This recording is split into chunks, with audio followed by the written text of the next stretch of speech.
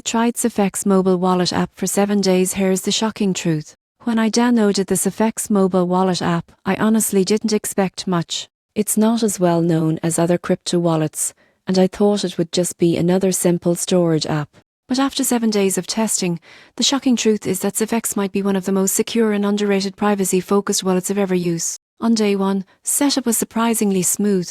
Creating a new wallet took less than a minute, and it immediately generated a seed phrase for backup. The interface is clean and easy to navigate, even for beginners. By day 2, I started exploring its core purpose, storing and managing SafeX Cash and other supported cryptocurrencies. What makes SafeX different is that it's not just a wallet. It's also tied to a private marketplace ecosystem where you can buy and sell goods using crypto, completely peer-to-peer. By day 4, I realized how much the app focuses on privacy. There are no sign-ups, no personal data collection, and no tracking. Everything happens locally on your device. Most people get this wrong. They assume privacy wallets are complicated, but SafeX actually makes it incredibly simple to protect your financial identity. On day 6, I tested transaction speed and reliability. Sending and receiving SafeX Cash was smooth and confirmations were quick. The in-app network fees were clearly displayed, so there were no hidden costs or surprises.